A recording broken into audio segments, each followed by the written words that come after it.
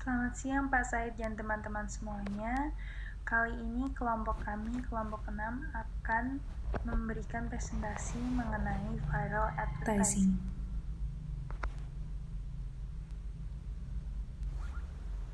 Saya Victoria Angelina akan menjelaskan sedikit tentang viral advertising. Pada tahun 1994, Rudd dan Oliver telah memperkirakan kematian atau kemunduran pemakaian iklan tradisional yang menyatakan bahwa pada tahun 2010, iklan media pemasaran baru akan menjadi paradigma yang dominan. Internet telah mempengaruhi berbagai aspek bisnis dengan pemasaran mewakili bagian penting dari kegiatan bisnis online. Iklan berbasis internet terus tumbuh, sementara media periklanan seperti TV, radio, majalah, dan surat kabar mungkin kehilangan daya tarik web. Teknologi dan faktor-faktor lain telah berevolusi secara signifikan dan secara positif, mempengaruhi cara konsumen menggunakan komunikasi, mendukung pertukaran informasi yang cepat dan efisien dan interaktivitasnya. Manfaat utama pemasaran online adalah kapasitas jangkauan dan interaktivitasnya yang tinggi yang mengarah pada efisiensi pemasaran. Aspek lain penting dalam konteks ini, yaitu evolusi periklanan dari involuntary ke voluntary. Internet memungkinkan interaksi yang lebih signifikan, komunikasi yang ditargetkan, peningkatan jangkauan, dan evaluasi hasil yang lebih baik. Semuanya tentunya dengan biaya yang lebih rendah. Penelitian akademik tentang viral advertising dan media sosial telah jarang. Namun, beberapa studi berupaya untuk mengklarifikasi dan menganalisis konsep viral advertising di media sosial dan menilai perbedaan potensial yang dapat muncul di antara media periklanan tradisional dan media sosial baru. Yang selanjutnya, kita akan membahas mengenai social media and advertising. Di sini ada 7 poin yang akan kita bahas.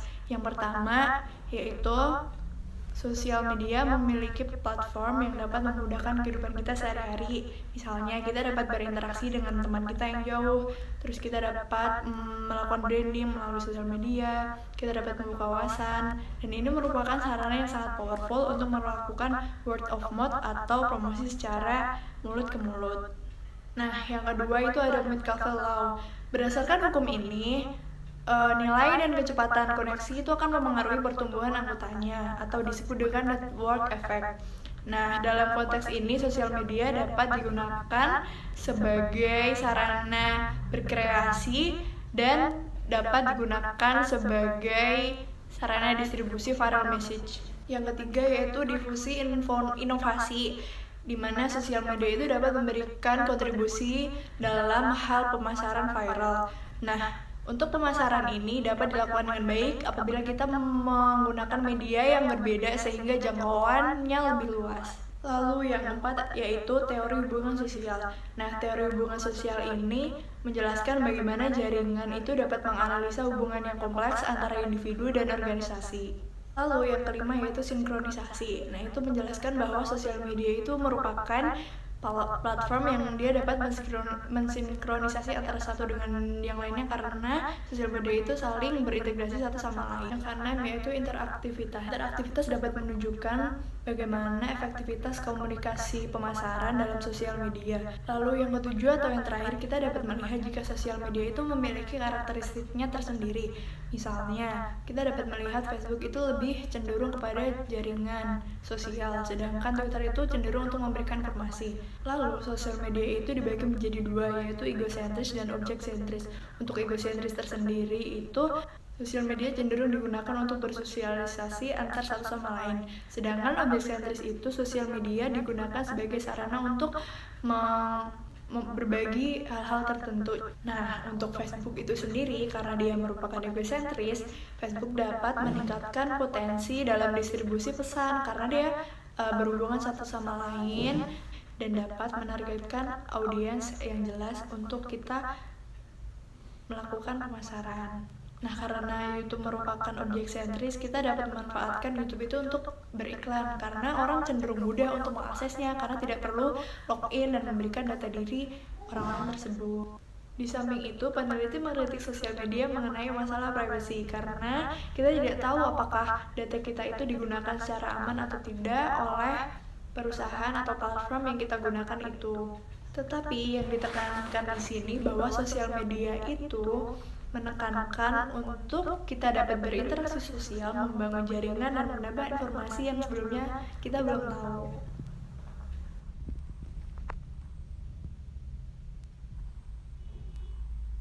The Advertising Research Studies terkait dengan internet menjelaskan beberapa konsep seperti electronic word of mouth, buzz, viral marketing, dan viral advertising. Nah, di sini sendiri saya akan menjelaskan mengenai word of mouth dan viral marketing. Nah, word of mouth marketing ini adalah ketika minat konsumen terhadap suatu produk atau layanan dari sebuah perusahaan tercermin di dalam keseharian mereka. Essentially, ini adalah free advertising yang dipicu oleh pengalaman si customer tadi, dan biasanya adalah sesuatu yang melampaui apa yang mereka harapkan. Kemudian word of mouth ini dapat didorong melalui berbagai kegiatan publisitas yang sengaja dibuat oleh perusahaan atau dengan memiliki peluang untuk mendorong komunikasi konsumen ke konsumen ataupun konsumen ke pemasar. Disebut juga word of mouth marketing atau iklan dari mulut ke mulut. Si WOM ini mencakup buzz, viral, blog, emosional, dan pemasaran media sosial.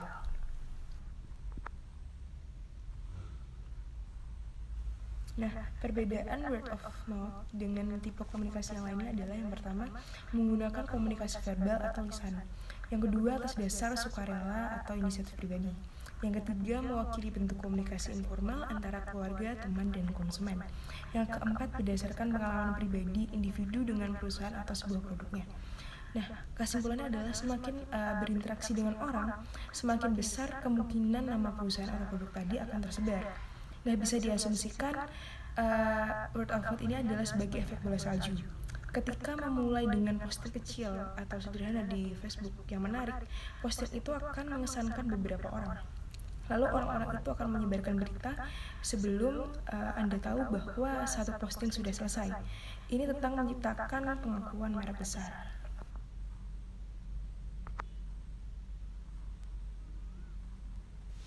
Kemudian, viral marketing adalah suatu strategi bisnis yang menggunakan jaring sosial yang ada untuk mempromosikan suatu produk.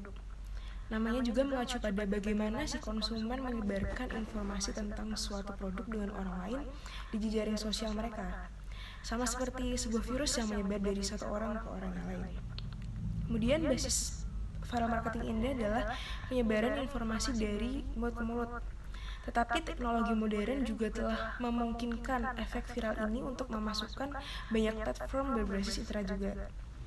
Kemudian juga viral marketing ini berguna sebagai alat stand-alone marketing atau sebagai bagian dari kampanye yang lebih besar yang menggunakan berbagai jenis pemasaran.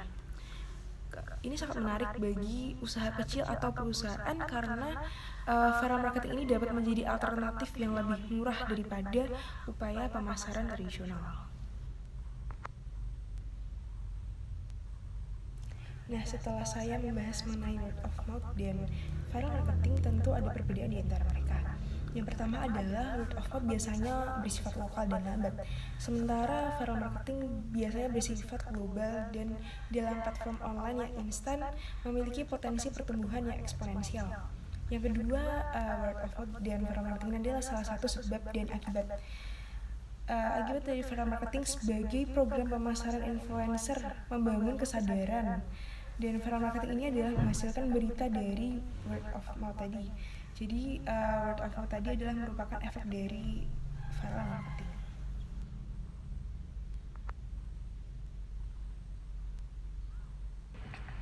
Nah, selanjutnya ada buzz marketing. Buzz marketing itu apa? Buzz marketing itu merupakan salah satu upaya strategi pemasaran di mana kita menyebarkan informasi mengenai produk atau brand experience dengan bantuan pihak ketiga, baik itu pihak ketiga aktif maupun pihak ketiga pasif. Nah, banyak orang yang mengatakan bahwa buzz marketing ini mirip dengan viral marketing. Pada praktiknya, media yang digunakan pada viral marketing itu adalah elektronik media, sedangkan buzz marketing sendiri dapat menggunakan media apa saja termasuk physical interaction. Nah, tetapi pada outputnya, viral marketing itu dapat menghasilkan output yang berupa buzz marketing. Nah, bagaimana sih praktik nyatanya buzz marketing itu?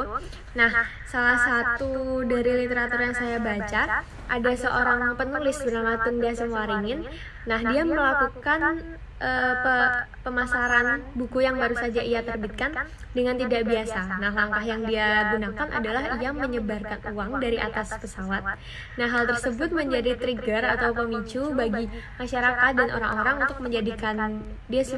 untuk menjadikannya viral, karena ada hal yang berbeda dan hal tersebut menjadi pemicunya.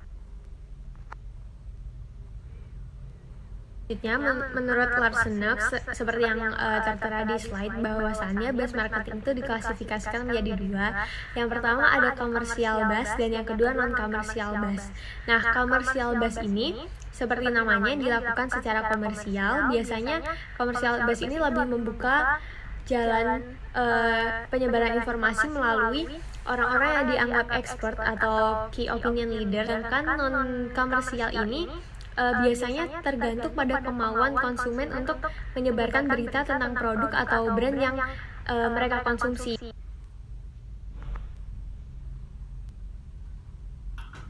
Di bagian ini saya akan membahas mengenai electronic worm atau electronic word of mouth atau disebut juga word of mouth.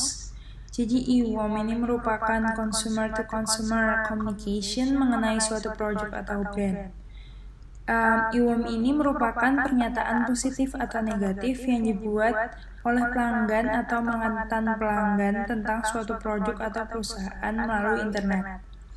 Hal ini serupa dengan word of mouth, tapi bedanya adalah bahwa pendapat mengenai suatu proyek ini disampaikan melalui internet, dan hal ini memiliki potensi yang lebih besar untuk viral. E-worm dapat menggunakan berbagai bentuk komunikasi seperti ulasan, lalu blog, lalu email, lalu media sosial, dan ruang obrolan. Word of mouth ini merupakan sebuah hal yang ditransmisikan dari konsumen ke konsumen dan memiliki potensi jangkauan konsumen yang tidak terbatas.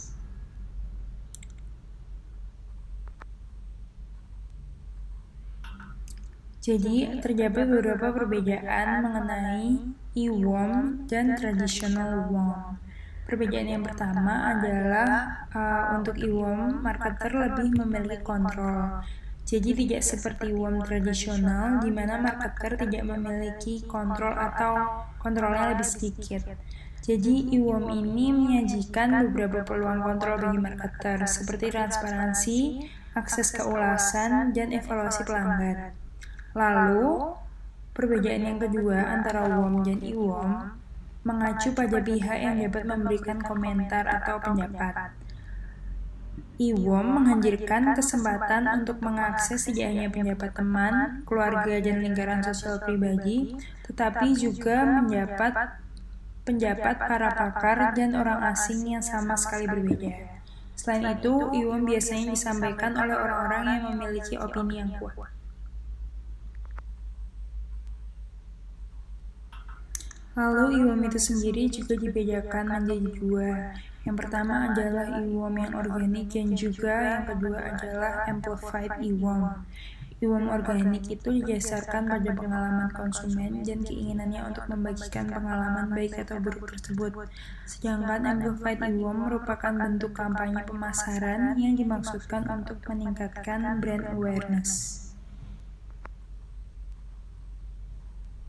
Selanjutnya, saya akan menjelaskan mengenai viral advertising. Jadi, viral advertising ini merupakan distribusi iklan secara elektronik yang bersifat unpaid dan didistribusikan from customer to customer berdasarkan pada content likability, entertainment, dan controversial characteristics.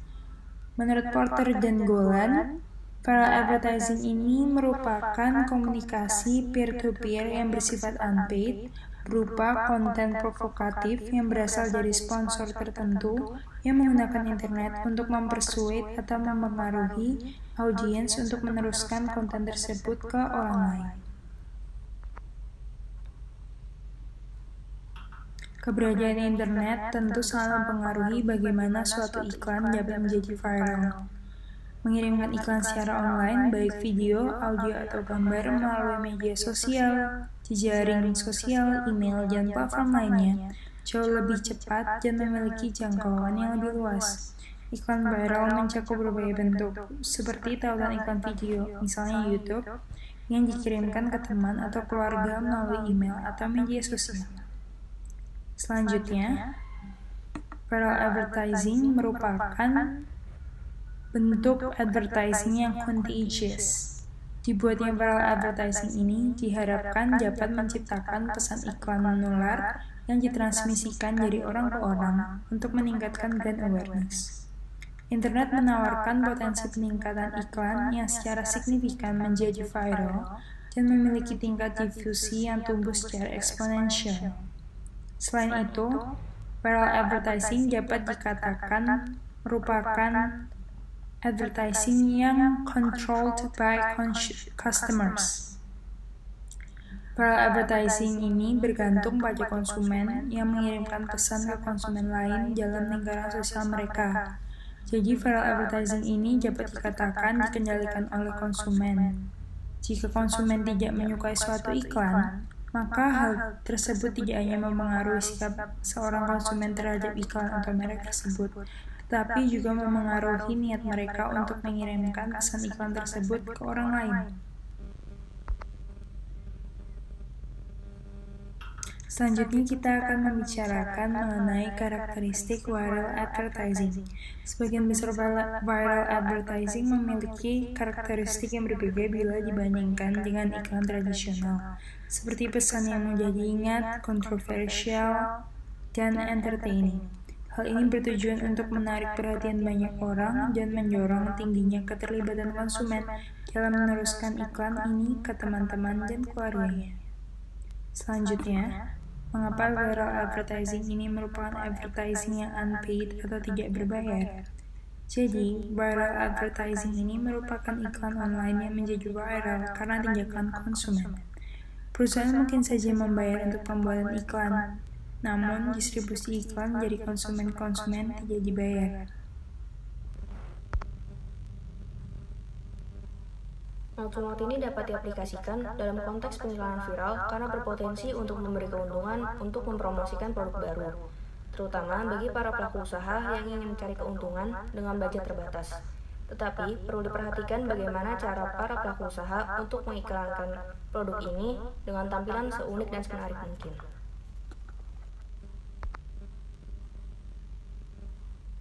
Viral advertising ini merupakan strategi marketing yang mendukung usaha-usaha kecil dan low budget campaign selama para pelaku usaha dapat membuat iklan dengan pesan dan konten yang unik serta meyakinkan. Jenis iklan ini bisa sangat menguntungkan jika para pelaku usaha fokus dalam menghibur dan menarik konsumen sesuai dengan tujuan dari viral advertising ini.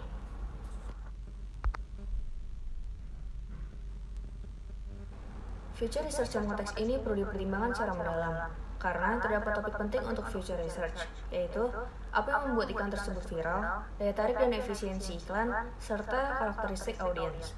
Penelitian sejauh ini memasuki perdebatan tentang apakah viral campaigns dapat dikontrol, setidaknya dalam skala kecil.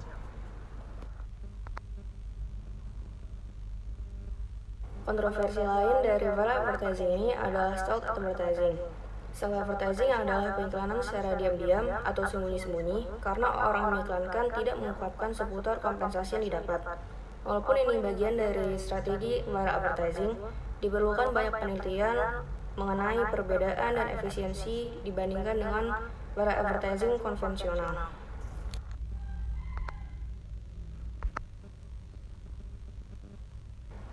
Penelitian ini mengklarifikasi perbedaan antara internet marketing dan konsep viral. Kunci dari future research dalam viral advertising ini adalah mencari metode dan teori yang paling tepat untuk diaplikasikan. Teori seperti inovasi, sosialisasi, dan lebih berfokus pada interaktivitas dan sinkronisitas adalah beberapa teori yang dapat dipertimbangkan dan diadaptasi oleh viral research.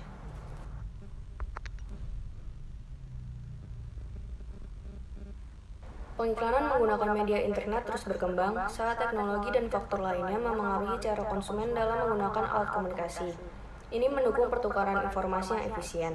Aspek-aspek dalam advertising dan marketing menurut para ahli meliputi ucapan dari mulut ke mulut secara elektronik maupun non-elektronik, viral marketing, buzz, dan viral advertising. Pembahasan ini menunjukkan bahwa perbedaan utama antara konsep-konsep ini adalah melalui platform yang digunakan, baik melalui komunikasi konvensional maupun internet. Riset marketing ini memiliki keuntungan yang signifikan dari analisis masing-masing konsep dan pengaruhnya terhadap tingkah laku konsumen.